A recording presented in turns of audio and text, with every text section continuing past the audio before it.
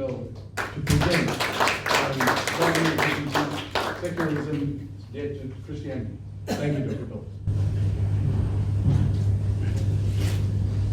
Thank you, Richard. I've been warned to talk directly into this mic. And since I'm rather short, I have to adjust it. Okay, is that audible? Yes. Thank you. All right.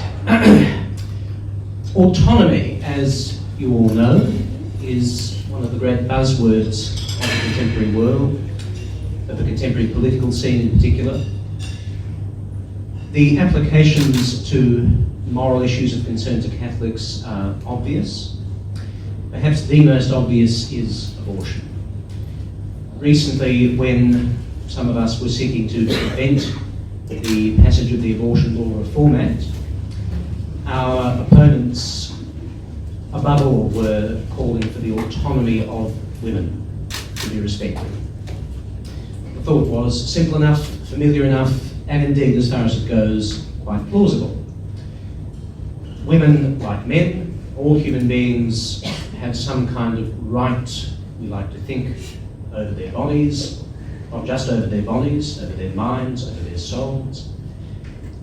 Within limits, just what those limits are is never altogether clear, but within some limits at least, we should be free to do as we wish, without being dictated to by others.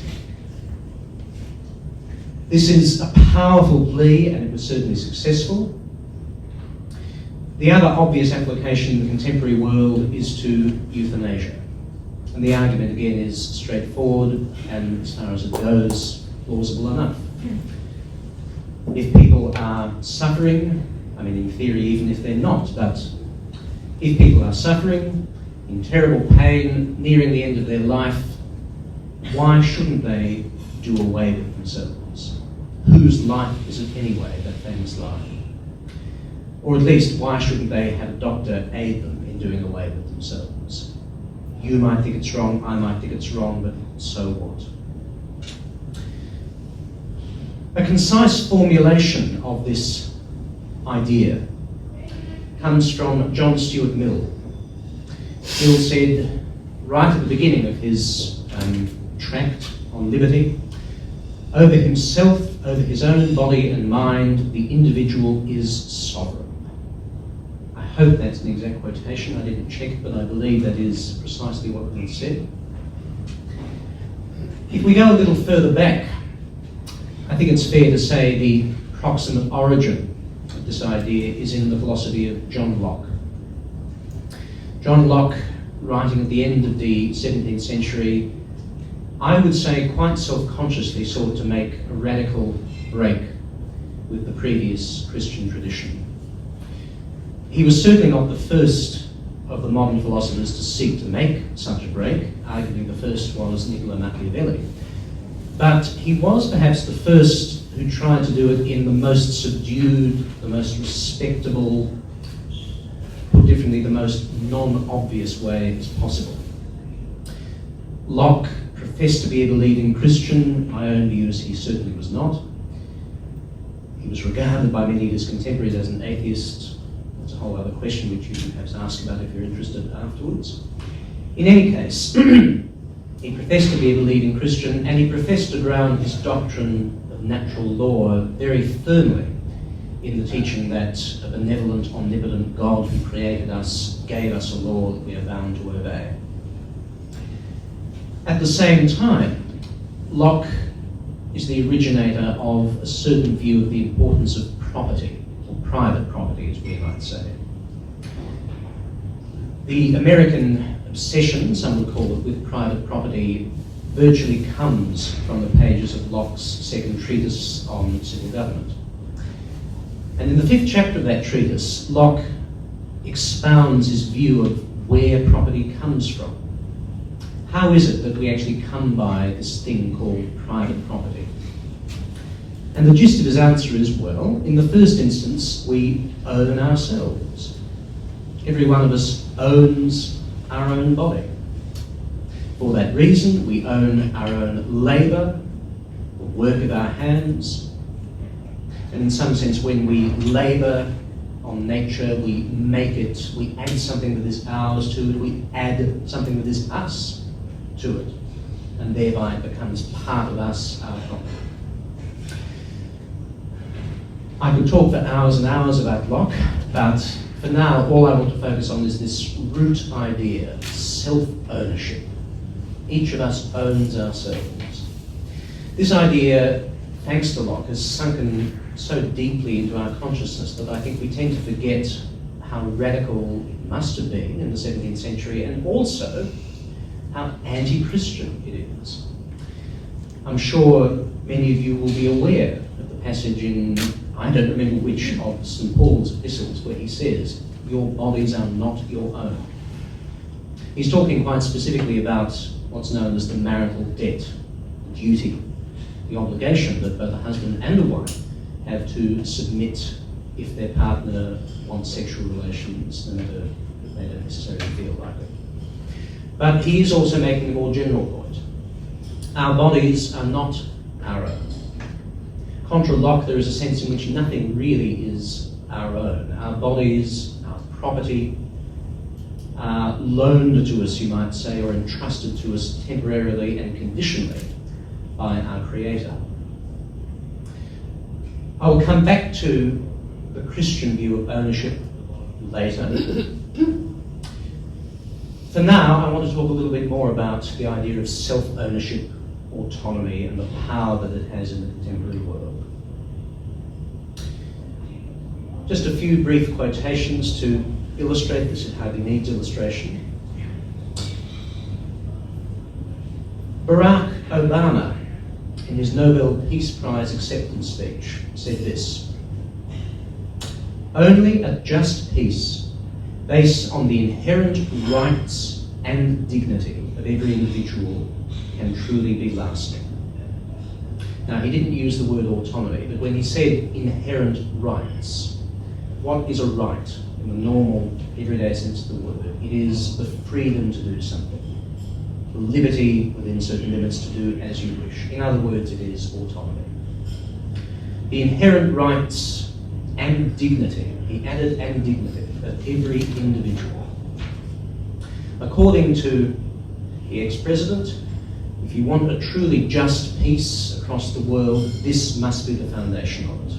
The inherent rights and dignity of the individual. And he knew what he meant in saying it. Individual rights, individual autonomy, this must be the basis of any just peace, so he claimed.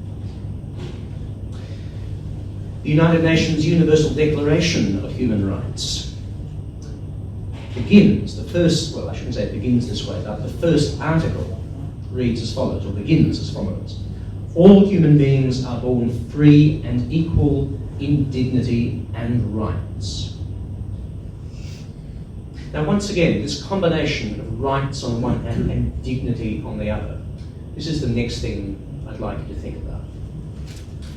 Rights, autonomy, okay, we understand that. Freedom, the liberty to do perhaps whatever we wish as long as we don't hurt others. We can understand that, we all like that idea, at least with half our minds, we all like that idea. What exactly does it have to do with dignity, though? Why should rights have any sort of connection with human dignity? Again, the idea that they do strikes us as somehow natural, but I want you to reflect, should it? Let's set aside the idea of dignity for one moment and just focus on rights. Once again, John Stuart Mill's ringing phrase: over himself, over his own body and mind, the individual is sovereign. John Stuart Mill was, of course, a 19th century English gentleman, a member of Parliament, who made wonderful speeches, puts contemporary parliamentarians to shame. I don't imagine Mill would have considered that there was anything shocking or vicious or bothersome in this formulation of his. But if we take it quite literally, what does it mean? Each of us can do exactly as we like with ourselves. Now, what might that include? Some of you may know the following appalling true story. In 2001, a German individual individual, a German man named Armin Maives, advertised, I think on the internet, I don't know what website he used, but he advertised for someone to be his victim, for someone to submit to his eating them. It's what? Is eating them. Okay. He said, I would like to eat another human being. Yeah. If you find the idea of being eaten exciting, thrilling, or what have you, please let me know and we can come to an arrangement. A number of people, interestingly, did respond and said, yes, I'm interested. And Maives, to his credit, met up with them, talked with them. They changed their mind, and he was fine with it. He said, no, I don't want anyone to do this who isn't willing. Eventually, he found someone who was willing to go all the way, a man named Bernd Jürgen Armando Brandes. Without meaning to go into too many gory details, this was not simply about cannibalism. The first stage in the process that they jointly agreed on was Maives amputated Brandes' penis using anaesthetic, cooked it, and then shared it with him. Later on, Brandes was killed, and I think he was partially eaten, the rest of him was stored in the fridge. In any case, the rest of it we can draw a veil over. I'm sure you don't want to hear anymore. Now, Maives was prosecuted for this, for murder, and found guilty. If we take the idea of million autonomy, self-sovereignty, seriously, we should ask, well, why exactly should he have been condemned? Why should he have been found guilty of murder? And this is, in one sense, not merely an academic question. At least one professional philosopher has written an article defending, not defending what Maives did, that's not the point, but defending his right to do it. Basically, he said, look, autonomy, mate.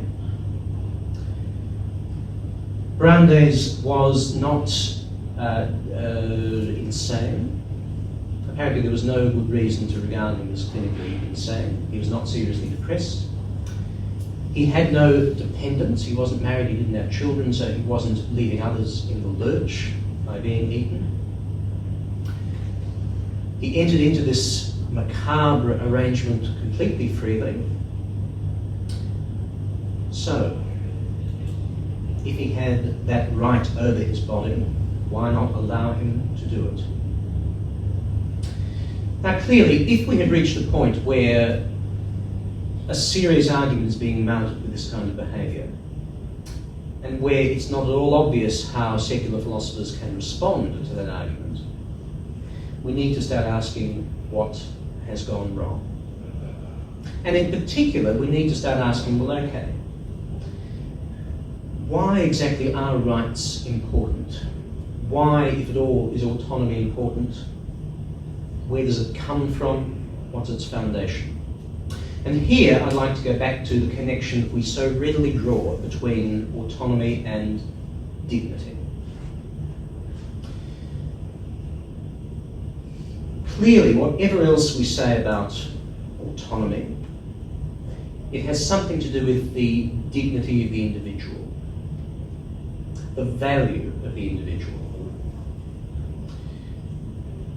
Now this idea, the idea that every human being, every human individual is important, is valuable, has a dignity that cannot be compromised.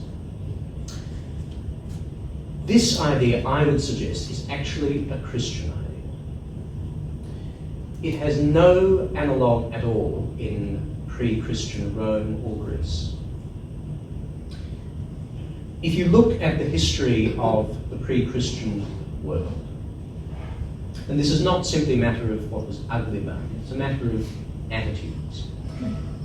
It's fair to say, first of all, the idea that any human being, simply in virtue of being a human being, has some special ground claim on our consideration. No such idea. We know the harsh realities of slavery, the even more horrible realities of the arena. We do need to bear in mind these things were accepted without qualm, it would seem, by a vast majority of human beings at the time. This is not because they were evil, horrible human beings. Of course they weren't. If we had been alive then, we would no doubt have felt much the same way. What was missing, and why did Christianity make a difference? Here, I would like to quote from the Catechism of the Catholic Church.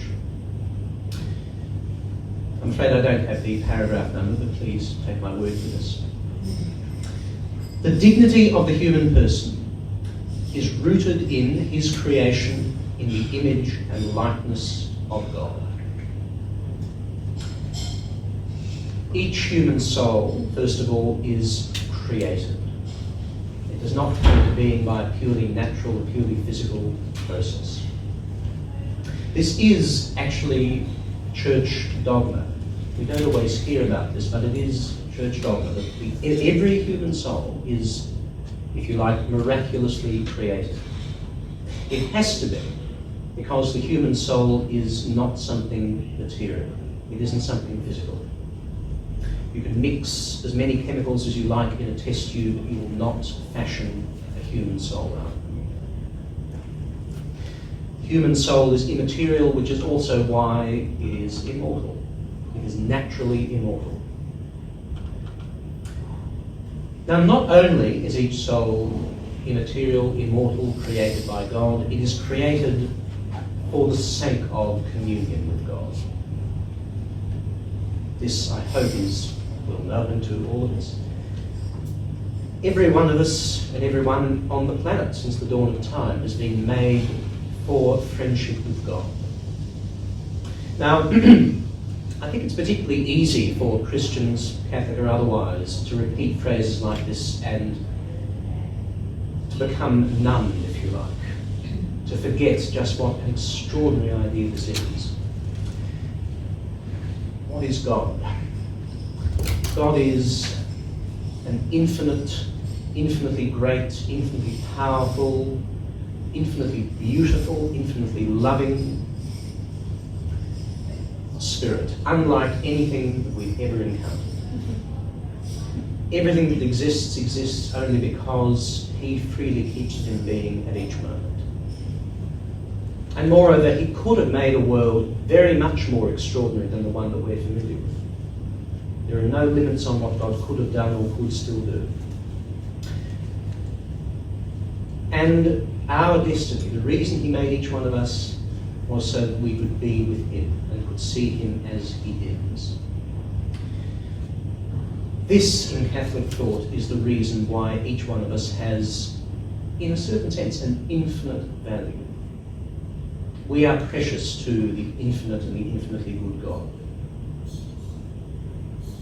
For that reason, and in a certain sense for no other reason, we should be infinitely precious to each other. When the Emperor Constantine had converted, if indeed he had converted, historians sometimes argue about that, but when he had at least nominally converted, he passed a number of laws reflecting his newfound faith. One of these laws prohibited what had before then been a legal and common practice of branding slaves on the face with an iron bar as a punishment. And the law, again, I haven't got the exact wording, but the law said something like this: no one is to brand the face of a slave which reflects the image of its creator. Now, on its own, I mean, no doubt the slaves were grateful for this law, but on its own this was a small step perhaps. It wasn't outlawing slavery or anything of the kind, but still. This minor piece of legislation on the part of Constantine, I think, already shows the fundamental change that would come over the old Roman Empire thanks to Christianity. For the first time ever, even slaves were being treated as precious as having a certain kind of dignity connected with their being made in the image of God. Having said this much, what I've said so far in effect is contemporary ideas about autonomy, human dignity, the value of the individual are basically a kind of denatured Christian heritage. This, I think, should prompt the worrying question, well, okay, given that we live in an obviously post-Christian world, how long will these ideas actually survive? I think that's a very serious question. I actually have a suspicion, and we can talk about this afterwards if you like, that one reason they continue to survive is thanks to the Nazis. I'm actually completely serious. I think that in a certain way, the obvious and gargantuan horrors of Nazism made a lot of people forget just how mainstream many of Hitler's ideas were before 1939. In 1937, there was a survey done in the United States of attitudes towards eugenics. Something like, I forget the exact number of course, but I think it was in the region of 60-70% of respondents said that they were in favour of some kind of eugenics. Now, of course, today the very word eugenics inspires shudders in people, whether Christian or not. That's thanks to Hitler, thanks to Auschwitz. But again, that can only last so long. Sooner or later, people's principles, or lack of them, will catch up. I think one area where we are, is that a 5 minutes or a stop sign? 5 minutes, right. I think one area where we are beginning to see an erosion of the idea of the inherent value of each individual human being, predictably really, is in the area of population control. I mean, actually, hang on, I'll stop and go back 1 second. One area we have seen it for decades already is abortion, of course. But setting that aside, we are hearing more and more nowadays the claim that for the sake of the planet, we have to have population control. And if one thinks about this for more than a few seconds, it becomes obvious. This means enforced population control. It has to mean that. It's all very well to say populations are declining in the wealthier countries. They might start declining in Africa if only they got contraception or something like that. But look, realistically, if you think that for the sake of preventing worldwide ecological catastrophe, we have to bring the human population down, sooner or later, the proposal will be made in complete seriousness that governments should enforce it. Now that means something like the one-child policy that China had for so many years. Compelling parents to have only one child, which means compelling them to have abortions. What else could it be? If they choose to have intercourse without condoms and children are conceived, there is nothing else you can do except abort or perhaps even practice infanticide. With this in view, and of course, ecological concerns are legitimate as far as they go, I would like to read a quotation from the recently canonised John Henry Newman, which may be familiar to some of you. It's originally from his lectures on Anglican difficulties, but then it was quoted, he quoted it in his Apologia. The Catholic Church, he said, holds that it were better for sun and moon to drop from heaven, for the earth to fail, and for all the many millions, now billions, who are upon it to die of starvation in extremest agony so far as temporal affliction goes, than that one soul, I will not say should be lost, but should commit one single venial sin, should tell one wilful untruth, or should steal one poor farthing without excuse. If any of you have not read Newman before, I do heartily recommend him. He is one of the masters of English prose, as well as one of the greatest Catholic converts there has ever been. The scenario that the doomsday environmentalists sometimes portray sounds rather like this. The earth to fail, the many millions who are upon it to die of starvation in extremest agony. It goes without saying, let us hope it doesn't happen. But Newman would say, if he were alive today, if the only way to prevent that is to practice contraception or abortion, then no. It would be better for this to happen, for all of us to die in extreme agony on a planet that's become parched and waterless, than for any one of us to commit even a venial sin, let alone a mortal sin such as contracepting or aborting. Since I want to leave you with a somewhat more uplifting thought than that, I'll say one last thing about individual dignity. If it's true, as I've suggested, that at the end of the day, individual dignity in anything like the sense that secular liberals believe in it has to have its basis in Christian teaching, then of course we need to give it its full Christian meaning. And the full Christian meaning of individual dignity is not making sure that we can all do as we like. It is making sure that we all get to heaven. Thank you.